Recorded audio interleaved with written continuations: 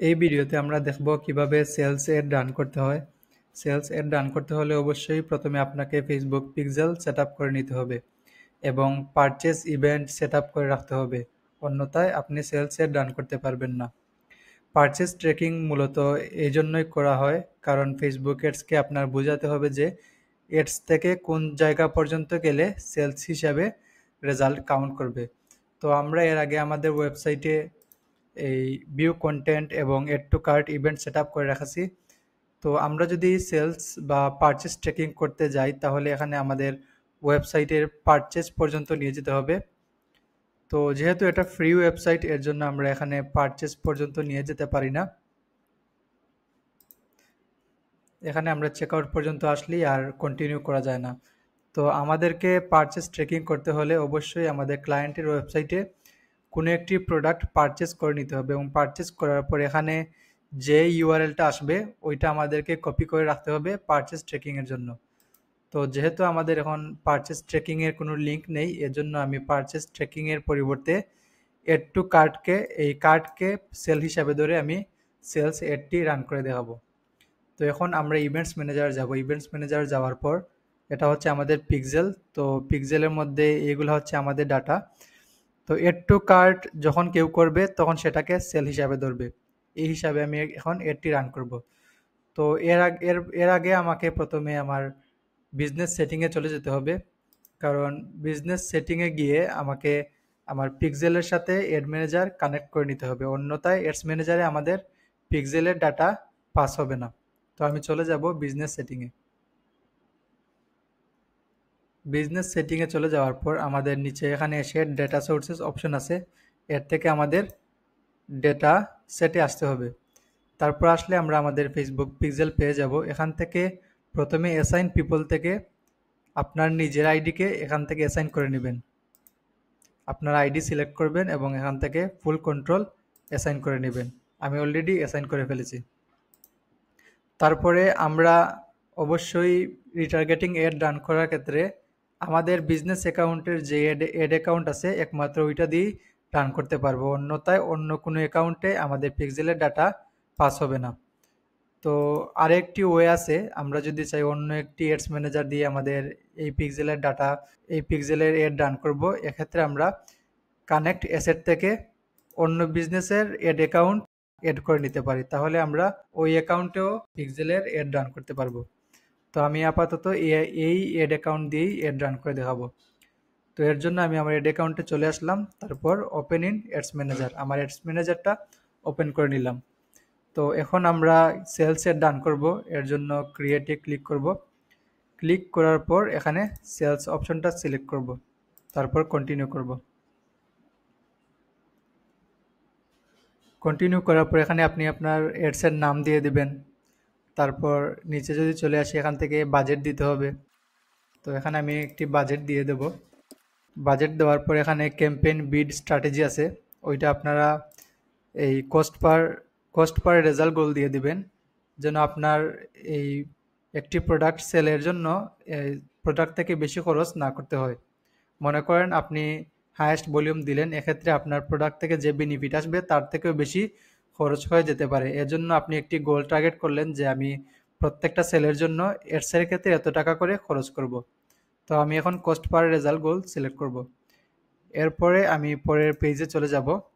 আসার পর এখানে আমাদের কনভার্সন লোকেশন ওয়েবসাইট আমরা সিলেক্ট করব, যেহেতু আমরা ওয়েবসাইটের মাধ্যমে সেল নিয়ে আসব এর জন্য। তারপর এখানে পারফরমেন্স গোল যেইটা আছে ওইটা দেওয়া থাকবে।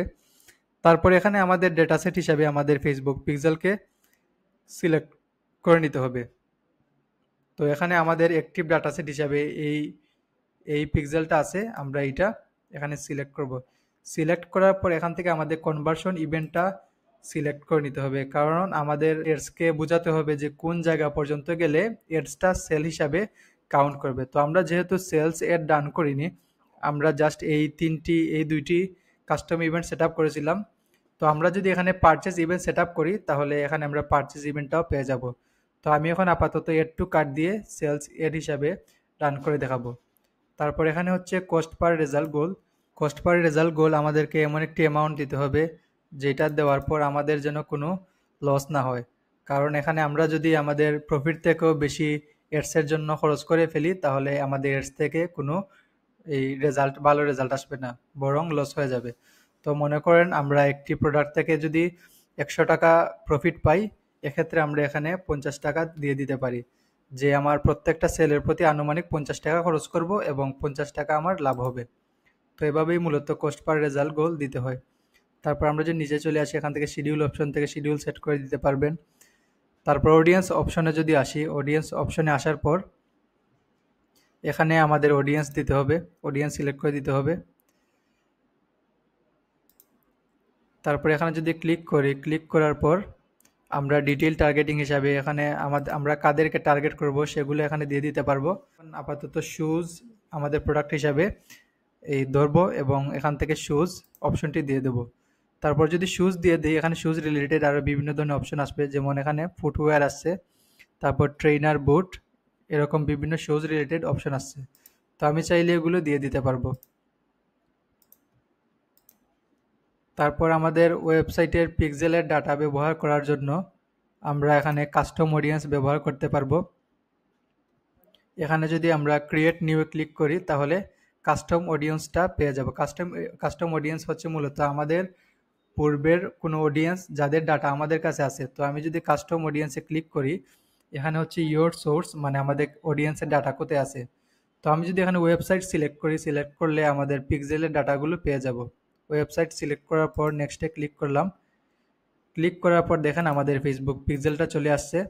তারপর আমরা মূলত কাদের টার্গেট করতে যাচ্ছি এখান থেকে সিলেক্ট করে দিতে পারবো। যেমন এখানে আমরা page view, view content, add to cart, এভাবে আলাদা আলাদাভাবে টার্গেট করতে পারবো। তো আমি এখানে অল ওয়েবসাইট ভিজিটর দিয়ে দেবো। তারপর এটা হচ্ছে অডিয়েন্স রিটেনশন, মানে লাস্ট কত দিনের ডাটা। তো এখানে সর্বোচ্চ 180 দিন দেওয়া যায় এবং আমি 180 দিনই দিয়ে দেবো। তারপর হচ্ছে এখানে অডিয়েন্সের নাম, এখানে আমি জাস্ট পিক্সেল অডিয়েন্স দিয়ে দেবো অডিয়েন্সের নাম হিসাবে। তারপর ক্রিয়েট অডিয়েন্স। তো আমার এই অ্যাড অ্যাকাউন্টে কাজ করতেছে না, মনে হয় রেস্ট্রিক্টেড করা ছিল এর জন্য। তো আপনারা যদি এখানে ক্রিয়েটে অডিয়েন্সে ক্লিক করেন তাহলে অডিয়েন্সটা ক্রিয়েট হয়ে যাবে। কাস্টম অডিয়েন্স এড করার পর আমাদের লুকেলাইক অডিয়েন্সের অপশন আসবে। তো লুকেলাইক অডিয়েন্স হচ্ছে মূলত আমরা কাস্টম অডিয়েন্সে যে ধরনের অডিয়েন্স পাবো তাদের সিমিলার অডিয়েন্সের কাছে ফেসবুক নিজে থেকে তাদের সামনে এডটা শো করবে। তো এখানে প্রথমে কান্ট্রির নাম লিখতে হবে। তারপর আমরা লুকেলাইক অডিয়েন্স সাইজ কত পার্সেন্ট করে দেব সেটা এখানে নির্ধারণ করে দিতে হবে। যেমন এখানে আমরা যদি 1% দিই তাহলে 7,59,000 অডিয়েন্সের কাছে পৌঁছাবে। তো এভাবেই লুকেলাইক অডিয়েন্সও ক্রিয়েট করা যায়। তারপর এখান থেকে আপনারা সমস্ত ডিটেলস দিয়ে দিতে পারবেন। তারপর আমি নেক্সটে চলে যাব। নেক্সটে চলে যাওয়ার পর এখানে একটি পেজ সিলেক্ট করব। তো আমার এই অ্যাকাউন্টটা মূলত রেস্ট্রিক্টেড করা, এর জন্য আসলে ওয়ার্নিং দেখাচ্ছে। এখান থেকে ক্রিয়েট এড অপশন থেকে আমি এডটা ক্রিয়েট করে নেব। নিচে চলে আসব এবং এখানে আমার ওয়েবসাইটের প্রোডাক্টের লিঙ্ক দিয়ে দিতে পারবো। যেমন আমি যদি আমার ওয়েবসাইটে ফিরে যাই, তারপর এটা প্রোডাক্ট হিসাবে আমি এই প্রোডাক্টের লিঙ্ক দিয়ে দেব। এখানে লিঙ্ক দিয়ে দিলে তাহলে যখন এই বাই নাও ক্লিক করবে বা শপ নাও ক্লিক করবে তখন এই পেজে নিয়ে যাবে। তারপর যদি নিচে চলে আসি, এখান থেকে আমরা আমাদের অ্যাডের পিকচার এড করে নিতে পারবো। এখান থেকে পিকচারটা এড করে নিলাম। তারপর নেক্সটে ক্লিক করব। ক্লিক করার পর এই পিকচারটা সিলেক্ট করে নেক্সটে চলে যাব। তারপর এখান থেকে আমরা আমাদের প্রোডাক্টের বা এডসের ক্যাপশনটা দিয়ে দিতে পারবো। তারপর এখান থেকে হেডলাইন, এখানে আমরা হেডলাইন দেবো এবং এখানে আমরা ডেসক্রিপশন দিয়ে দিতে পারবো। কল টু অ্যাকশন হিসাবে আমি এখানে শপ নাও বাটনটা দিয়ে দেবো। তারপর যদি নেক্সটে চলে যাই, নেক্সটে চলে গিয়ে ডান দিয়ে দেবো। তারপর এখন যদি আমরা অ্যাডভান্স প্রিভিউ ক্লিক করি, ক্লিক করলে আমরা দেখতে পারবো যে আমাদের এডসটা মূলত কিভাবে দেখাবে। তো দেখতে পাচ্ছেন যে এখানে হবে ক্যাপশন, তারপর এটা হচ্ছে আমাদের পিকচার, তারপরে এটা হচ্ছে হেডলাইন এবং আমাদের সিটিএ। তো এখানে সেভ দিয়ে তারপর যদি আমরা পাবলিশ করি তাহলে আমাদের রিটার্গেটিং অ্যাডস রান হয়ে যাবে।